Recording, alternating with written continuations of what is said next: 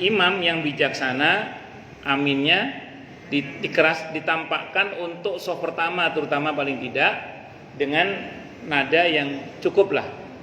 Ibu kalau sering dengar beberapa imam Masjidil Haram itu kan ghairil maghdubi alaihim waladdallin amin atau amin gitu. Nah, kita ngikuti bersama dengan aminnya imam. Adapun kita nunnya kancil kepanjangan, imamnya udah selesai, tidak ada masalah. Yang penting kita bareng amin. Kadang-kadang imamnya kadang amin, kadang amin gitu. Itu ya yang penting kita aminnya bareng gitu aja lah. Soal kita nunnya ketinggalan itu nggak ada masalah. Kan kadang makmum minnya kepanjangan amin. Ya. Ya, saya kira itu Bu. Wallahu a'lam bishawab. Nggih.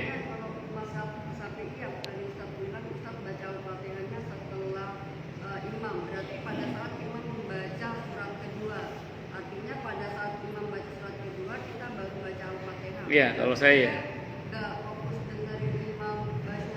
ya itu konsekuensi dari mengamalkan hadis la salat liman lam yaqra bi Fatihatil kitab.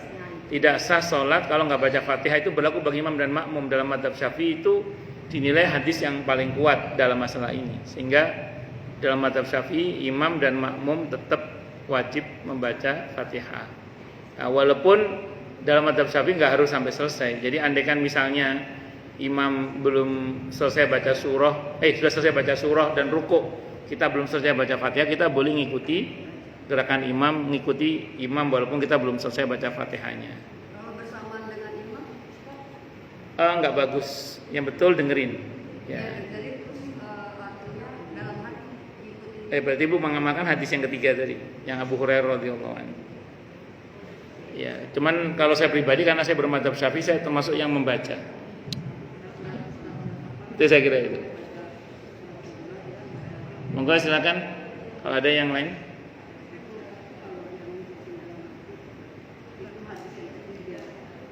Jelas semua atau tidak jelas semua?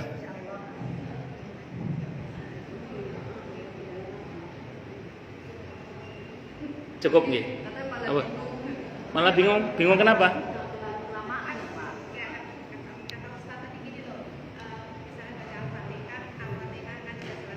Nggih. Amin baru baca. Kalau kita kan biasa enggak Ustaz. Bismillahirrahmanirrahim kita bismillah dalam hati. Kalau misalnya sudah selesai terus dibaca apa kan keteter gitu maksudnya. Ibu selama ini gimana Ibu selama ini? Dia baca Fatihah dulu pas amin baru Tapi itu kan bacakan kita Ibu baca Fatihah 2 kali gitu maksudnya? Ya dengerin. Terus? Ya tidak ada masalah, nggak ada masalah. Iya nggak ada masalah. Saya juga gitu. Yang pertama saya dengerin. Jadi pas imam baca Fatihah saya dengerin. Ibu bingung. Ibu bingungnya di mana bingungnya? Pegangan. Ya enggak. Gimana? Ibu bingungnya gimana? Enggak bingung ya? Benar nggak bingung? Yakin? Bener ya? Ya. Jadi gini, kalau ibu selama ini sudah mendengarkan Fatihahnya imam, ibu sudah benar, itu nggak salah. Adapun setelah imam amin itu ibu baca Fatihah atau? Iya, ya tidak ada masalah kan? Tidak ada masalah. Saya juga gitu. Iya. Saya gitu. Imam Fatihah jahriyah, saya dengerin. Nanti begitu imam selesai Fatihah, amin, saya baca Fatihah sendiri. Iya, karena saya bermadzhab Syafi'i tadi itu. Ngoten gitu nggih? Masih bingung? Enggak bingung kan? Oke. Monggo Bu. Sebut dulu. Karena Bu, kan itu Syria ya. Kalau Syria berarti kita juga harus baca. Karena itu Syria. Kalau Syria kita harus baca. Syria itu imamnya tidak memperdengarkan bacaannya. Maka kita harus baca kalau itu. Monggo Bu. Nggih, monggo.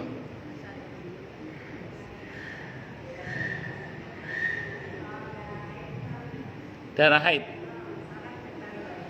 Nggih.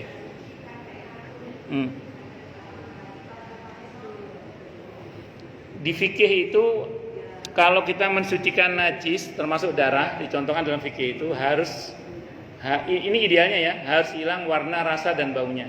Ini idealnya dulu ya. Harus hilang rasa, warna dan baunya. Saya ulang, kalau kita membersihkan najis ainiyah itu harus hilang rasa, warna dan baunya. Rasa nggak usah digini, nggak usah. Ini istilah. Sekarang menarik, bagus ini. Ada kasus darah haid atau darah yang lain ya. Dicuci, warnanya nggak hilang-hilang, betul ya? Tapi rasanya sudah pasti hilang, baunya sudah hilang, tinggal warnanya. Bagaimana? Di fikih tidak apa-apa, dimaafkan.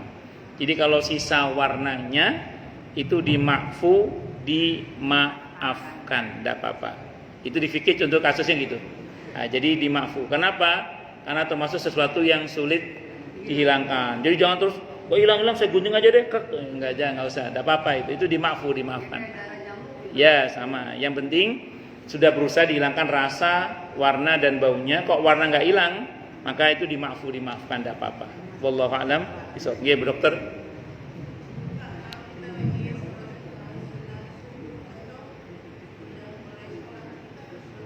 Ibu sholat di mana? Di masjid atau di rumah? Ibu di masjid atau di rumah sholatnya? Oke, di masjid.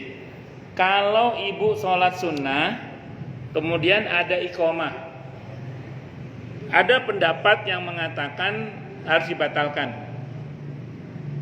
Karena pernah ada seorang sahabat pas ada iqomah sholat sama Nabi dipegang sambil diajak maju, sholat apa ini? Nah, itu dianggap batal itu. Tapi kalau dalam mazhab Syafi'i yang saya pelajari, saya baca dalam kitab Nihayatul Zain Syekh Nawawi Al-Bantani itu begini. Ibu kalau baca fikih, pembatal sholat nggak ada, iqomah adalah pembatal sholat, itu nggak ada. Di fikih nggak ada. Sehingga kalau kata Syekh Nawawi Al-Bantani rahimahullah, kalau panjenengan pas sholat sunnah qobliyah misalnya, kok ada iqomah, yang betul dipercepat sholatnya.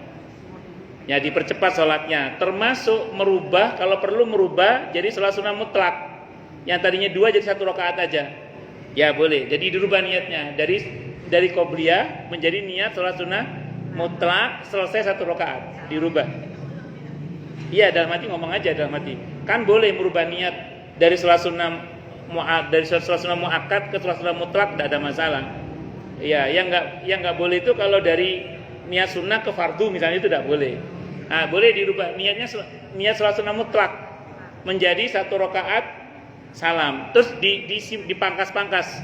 Jadi ya dipercepat sholatnya. Itu kalau dalam mazhab Syafi'i. Saya baca di dalam kitab Nihayatul Zain Syekh Nawawi Al-Bantani rahimahullah. Wallahu a'lam bishawab. Oke.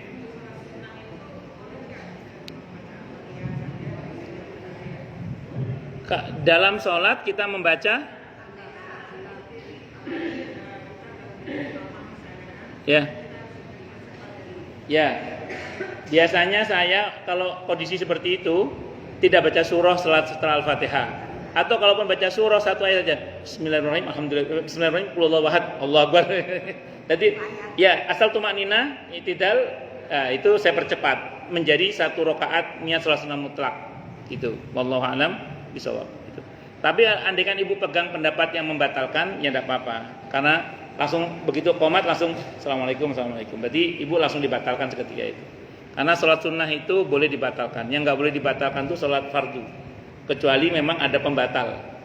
Nah, jadi nggak boleh dibatalkan dengan sengaja kecuali ada pembatal untuk sholat fardu ya. Tapi kalau untuk sholat sunnah boleh dibatalkan, tidak apa-apa. Ya. Pembatal ya kentut misalnya, atau salah niat. Salah niat juga bisa. Niat sholat asar masih zuhur, kalau niat asar kan batal karena niatnya salah. Karena belum masuk waktu. Syarat sahnya sholat apa? Masuk waktu. Ini ya diulang lagi lah, takbir kan batal. Ustaz, kalau kita melaksanakan sholat 4 rakaat, di rakaat ketiga baru ingat belum tasahud awal gitu. Apakah langsung melakukan di rakaat ketiga? Enggak. Sampai selesai salam nanti sebelum salam sujud sahwi. Ya, sujud karena lupa tidak mengerjakan tahiyat awal itu termasuk yang menyebabkan seseorang diperintahkan untuk sujud sahwi. Ya, wallahu a'lam bishawab. Cukup dulu nggih? Atau ada lagi? Cukup nggih? Kita tutup dengan hamdalah. Alhamdulillahirabbil alamin. Semoga kajian kita bisa bermanfaat, mubarakah di dini wa dunya wal akhirah untuk kita, keluarga kita dan seluruh umat Islam semuanya. Dan mudah-mudahan kita semua dijadikan oleh Allah sebagai orang-orang yang sukses dunia akhirat, selamat dunia akhirat, bahagia dunia akhirat, dan dipermudah urusan kita oleh Allah di dini wa dunya wal akhirah. Semoga Allah limpahkan hidayah selalu untuk kita. Semoga Allah tingkatkan selalu hidayah untuk kita. Dan semoga Allah berikan hidayah untuk siapapun yang melihat kita. Subhanakallahumma bihamdika asyhadu an la ilaha illa anta astaghfiruka wa atubu ilaik. Sallallahu alaihi Muhammad wa ala alihi wa sahbihi wasallam. Saya mohon maaf. Wassalamualaikum warahmatullahi wabarakatuh.